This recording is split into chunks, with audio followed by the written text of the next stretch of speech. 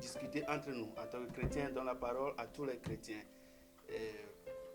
Dans l'Église, quels sont leurs avis sur un thème, sur un cadre donné. Aujourd'hui, notre débat est intitulé le divorce dans un couple chrétien. Nous allons vous introduire nos invités. Et je vais commencer par le frère qui est à ma droite. Frère Thierry, comment allez-vous? Oui, je vais bien. Je suis le frère Thierry Alimaka. Moi, c'est Madame Laoni Rachel. Monsieur, vous avez la parole. Je vais bien, je rends grâce à Dieu pour cette occasion. Ok, soyez les bienvenus sur le plateau. Mesdames et messieurs, une fois encore, soyez les bienvenus. Comme je l'avais déjà énoncé, notre débat est intitulé le divorce dans un couple chrétien. Nous sommes tous des frères chrétiens, nous adorons Jésus-Christ. C'est une problématique dans notre société, dans notre communauté chrétienne. Les avis sont divergents sur le sujet, donc aujourd'hui nous allons donner la parole aux frères et sœurs de nous donner leur point de vue. Donc sans tarder, je vais commencer par frère Thierry à ma droite. Est-ce que le divorce est-il possible dans un couple chrétien? Bon, avant de répondre à cette question, est-ce que le divorce est-il possible? Nous devons savoir premièrement qu'est-ce que le divorce? C'est quoi le divorce? Oui. Tu vois? Et selon moi, le divorce, c'est la fin de l'amour dans un couple. Pour moi, c'est la fin de l'amour, bien c'est la fin d'un cheminement de deux personnes de sexe différents selon la Bible. Si nous comprenons que le divorce, c'est la fin de l'amour ou bien la fin d'un cheminement ensemble avec deux personnes, alors nous pouvons dire que le divorce, premièrement selon la Bible, n'est pas ce qui est autorisé. Le divorce, c'est pas comme le mariage. Le mariage, comme Dieu même a installé le mariage. Dieu dit, allez vous marier. Mais Dieu n'a pas dit, allez vous divorcer. Le divorce, c'est quoi? Selon la Bible. Selon moi, le divorce, c'est une solution à un problème que Dieu a déjà émarré dans la Bible. Donc Dieu a donné la chance de faire le divorce en deux cas, selon la Bible. Si ton mari est infidèle, tu as découvert que ton mari est infidèle, alors la Bible appelle ça l'adultère. Donc la Bible a dit, ne soyez pas pressés dans les divorces, même si ton mari a commis de l'adultère, mais le divorce est possible si tu as vu que ton mari a fait de l'adultère ou au cas contraire, si ton mari ou ta femme est mort. Après la mort, la femme ou l'homme a la chance de se marier à quelqu'un après la mort de son conjoint. Merci beaucoup.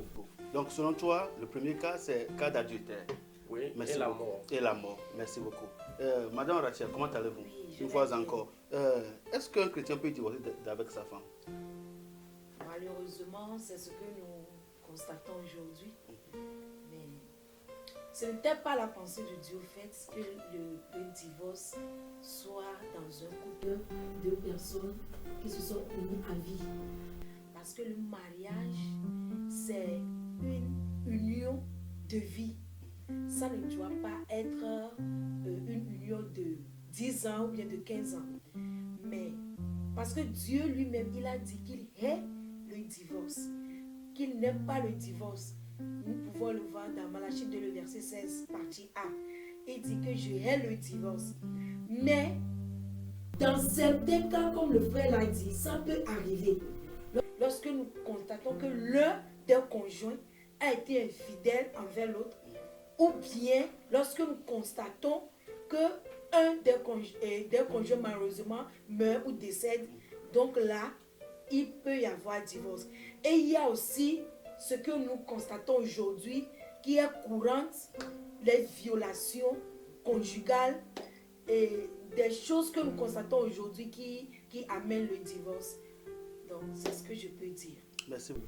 Frère Daniel, je vais vous relancer la même question d'une autre manière. Quelles sont les causes d'un divorce dans un couple chrétien? Merci bien d'avoir posé la question. Oui, avant de parler du divorce, il faut réellement retourner la cause. Qu'est-ce qui amène les divorces dans un foyer chrétien? On peut dire beaucoup de choses par rapport à cela. Le frère, dans sa définition, il a dit un cheminement. La fin d'un cheminement, le divorce. C'est un cheminement en fait, un cheminement qui a un début. Donc, si nous retournons vers le début de ce cheminement, c'est ce temps-là que nous passons ensemble avec la personne que nous voulons épouser, c'est-à-dire le temps de fiançailles. Donc, si nous retournons à cet état, si nous sommes vraiment conscients, on peut d'ores et déjà remarquer que avec cet homme bien, avec cette femme-là que je suis en train de marcher, au fait, si nous voulons être honnêtes avec nous-mêmes, nous pouvons remarquer que ça ne peut pas marcher.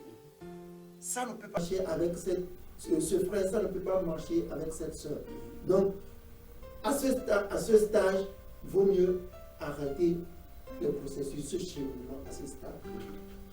Vous ne faites du mal à personne. Mais si vous persistez, là vous parlez des fiançailles. Des fiançailles. Si vous fermez les yeux sur certaines choses que vous n'aimez pas, vous n'êtes pas honnête, vous ne les dites pas, vous fermez les choses, bien soit disant que okay, le frère va changer ou bien la soeur va changer après le mariage, vous fermez les yeux sur ça.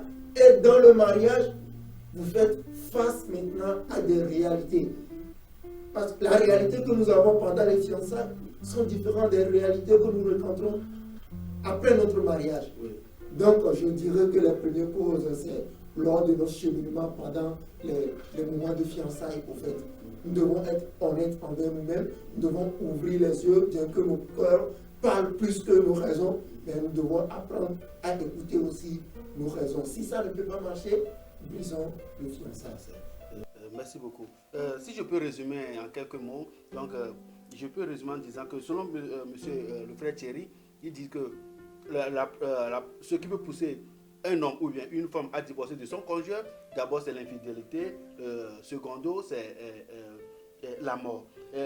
Madame Rachel a ajouté en parlant des violences conjugales. Le frère aussi a ajouté en parlant de mauvais choix lors du fiançailles. Merci beaucoup. Ça fait 4 causes ou bien 4 choses qui peuvent pousser.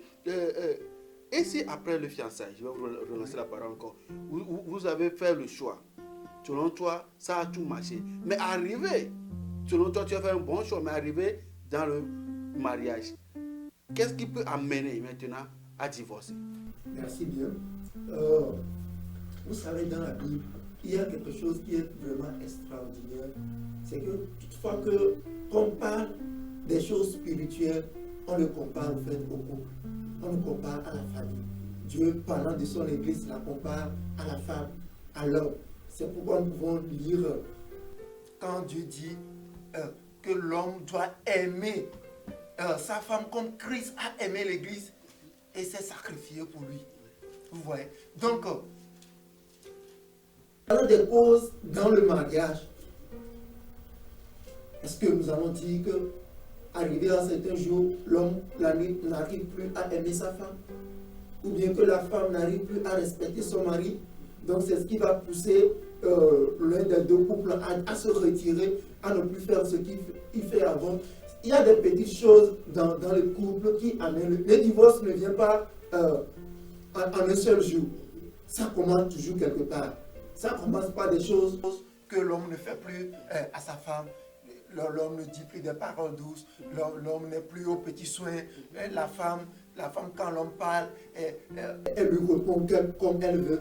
Ce sont des choses qui brisent les foyers. Ça commence petit à petit. Si vous ne vous réveillez pas vite et cherchez des solutions à ces choses-là, à chercher à remédier à ces choses, ça peut vous amener sur un chemin de non-retour. Mais sachant qu'il y a des voies de sortie. Amen. Le frère parlait de remédier. Monsieur, je vais vous relancer la parole. Comment peut-on éviter, comment peut-on y remédier le divorce, j'allais dire, dans un couple chrétien? Comment éviter? Comment éviter un divorce? Bon, pour moi, je vais dire premièrement, la Bible a été claire. La Bible nous a dit que la prière est une très grande force que Dieu nous a donnée. Alors la prière, pour moi, la prière peut tout faire selon la Bible et selon ma foi. Donc je vais premièrement conseiller la prière. Et parce que, comme le frère l'a dit, le divorce ne vient pas un jour. Si tu constates déjà les pas du divorce dans le couple, comme je l'avais déjà défini, c'est la fin d'un cheminement. La fin n'est pas un seul jour. Même si le divorce prend un seul jour pour la déclaration, ça c'est pas un seul jour le divorce. Le divorce même a été déjà dans le couple depuis. Imaginons ce que la soeur venait de dire, qu'une femme qui subit des violences dans le couple, tu penses qu'ils sont en mariage? Il y a déjà le divorce là-bas. Le divorce même venait d'être depuis. La déclaration, c'est la fin des choses en fait. Donc, tu vois, quelqu'un qui te frappe, qu'est-ce que tu peux faire? Alors c'est la solution là qui serait moi, ce qu'il faut pour remédier au divorce. Parce que le divorce c'est le dernier jour de la déclaration même. Vous voyez? Donc un mari qui te tape, qu'est-ce que tu peux faire en tant qu'une femme qui est dans une église? Est-ce que tu t'es approché des leaders de l'église? Est-ce que tu dis quelque chose?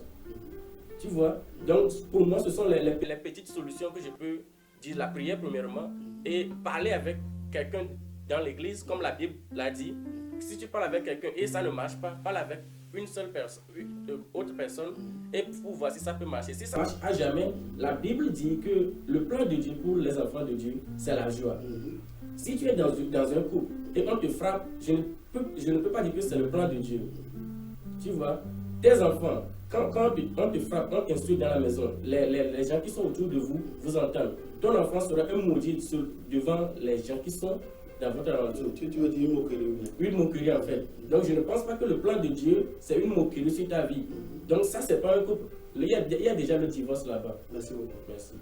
Sœur Rachel, le frère parlait d'un mari qui battent leur femme. Quels sont les conseils que tu peux donner à une femme qui subit des violences conjugales? Et avant de répondre à cette question, je vais rebondir un peu sur les causes. Il y a aujourd'hui, nous pouvons dire, l'homme et la femme, nous savons très bien que le diable est contre le mariage. Donc, deux personnes qui ont décidé de marcher ensemble, ça ne plaît pas au diable. Le diable n'est pas content de voir deux personnes heureuses. Alors, il fera tout. Il va vous poursuivre par tous les chemins pour vous séparer. Peut-être par le manque d'argent, ou bien un couple qui est marié depuis des années, qui n'a pas d'enfants, qui n'a pas de moyens de subvenir à leurs besoins.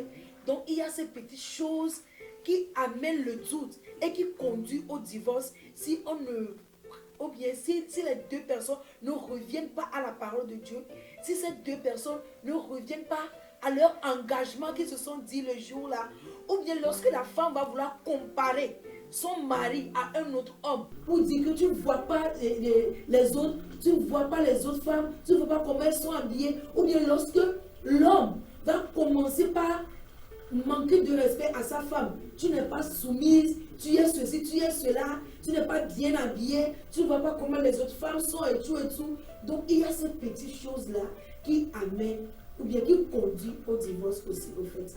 Maintenant, le conseil que je peux donner en tant que femme à quelqu'un, ça peut être dans les deux cas. Oui, il y a aussi les hommes qui sont violentés par leurs femmes aussi. Oui, mais je peux parler en tant que femme. Moi, je pourrais dire que la Bible a dit, lorsque quelqu'un, parce que nous savons qu'il y a des faux frères, et si tu constates que ton mari, il n'est pas juste et tout, premièrement, moi, ce que moi je dirais en tant que femme, c'est de l'appeler, de ramener cette personne à la lumière de la parole de Dieu.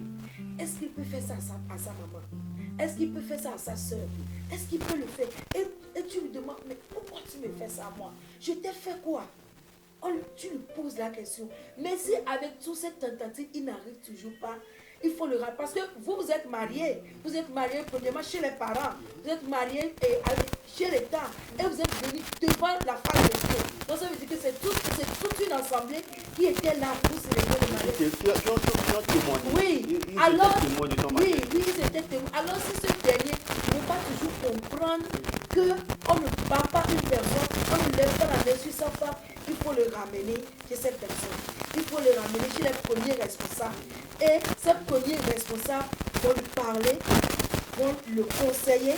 Il faut aller vers ses parents, ils vont le conseiller. Mais s'il n'y a pas toujours de solution, alors c'est là que le divorce. Merci beaucoup, madame. Nous sommes venus à la fin de notre émission, mais avant de vous laisser, je donne la parole à tout de rôle de nous donner leur mot. Merci bien, frère. Bon, je voudrais dire à ceux qui ne sont pas mariés, et peut-être à ceux qui sont déjà mariés, que si, en tant qu'homme qui aspire au mariage, tu sais que tu ne peux pas aimer ta femme comme Christ a aimé l'Église, jusqu'à ce qu'il donne sa vie pour elle, ne te marie pas. Si, en tant que femme, tu sais que tu ne peux pas être soumis. Quand on parle de soumission, c'est aussi la discussion. On ne dit pas être comme... Mais si tu sais que tu ne peux pas respecter ton homme, ne te marie pas. Et ceux qui sont déjà dans le mariage, si vous n'avez pas cette humilité en vous, retournez dans la parole de Dieu, dans la prière. Demandez à l'Esprit Saint de vous aider à voir vos conjoints comme Christ voit. Amen. Sois béni, mon frère. Frère, quels sont vos mots de fin? En tant que mot de fin, je pense que le frère Daniel a déjà tout dit. Oui. C'est le début qui annonce la fin, en fait. Tu vois, comme il a déjà dit, la Bible dit que je vous donne ton conjoint selon le Seigneur. J'ai le verset, mais je n'ai pas en tête, en fait. Selon le Seigneur. Est-ce que ton conjoint, c'est le Seigneur qui te l'a donné? Ou bien c'est parce qu'elle est belle, en forme, tu l'as pris? Ou bien c'est parce qu'elle est beau, tu l'as pris? Donc si c'était le Seigneur qui t'a donné, alors il n'y aura pas de divorce, en fait. C'est le début qui définit la fin, selon moi. Merci. Merci beaucoup. Sœur Rachel, quels sont vos mots de fin? Mon mot de fin, ce que pour conclure, ce que moi je peux dire est que le mariage n'est pas tout à fait une vie de rose comme nous le pensons. Et alors que le mariage, c'est un cadre dans lequel Dieu a établi pour la communauté. Le domaine dans lequel les enfants peuvent mieux grandir, peuvent mieux être instruits et pour mieux conserver la race humaine, c'est dans le mariage. Alors ça ne sera pas quelque chose de facile. C'est quand on a dit le mariage, tu maries quelqu'un qui a une éducation différente de la tienne. Alors vous allez vous combiner, c'est-à-dire c'est une combinaison. Ça ne sera pas facile. Et j'aimerais aussi ajouter que le divorce n'est pas la solution. Le divorce n'est pas une fin en soi. Le divorce, ça vient du diable au fait. Le divorce ne vient pas de Dieu. Alors au lieu du divorce, il faut bien faire son choix. Il faut faire son choix selon le cœur de Dieu, selon le Seigneur, pour ne pas faire recours au divorce. Ok, merci beaucoup. Mesdames et messieurs, bonsoir une fois encore. Nous sommes arrivés à la fin de notre émission. Comme la sœur a dit, effectivement, le mariage est une institution divine. Dieu a établi le mariage, surtout entre chrétiens, entre une femme et un homme. Dans un couple, il doit y avoir des enfants et la femme et l'homme vont éduquer ensemble. Mais s'il arrivait que vous subissez des maux, vous subissez des violences, vous ne pouvez pas tenir, mesdames et messieurs, chercher une solution. La solution, elle est nombreuse. La solution, il y a beaucoup de solutions. Donc c'est à vous de voir qu'est-ce que vous voulez, qu'est-ce que vous cherchez. Mais mon conseil, ne restez pas dans ce couple à y perdre votre vie. Que Dieu vous bénisse. Merci.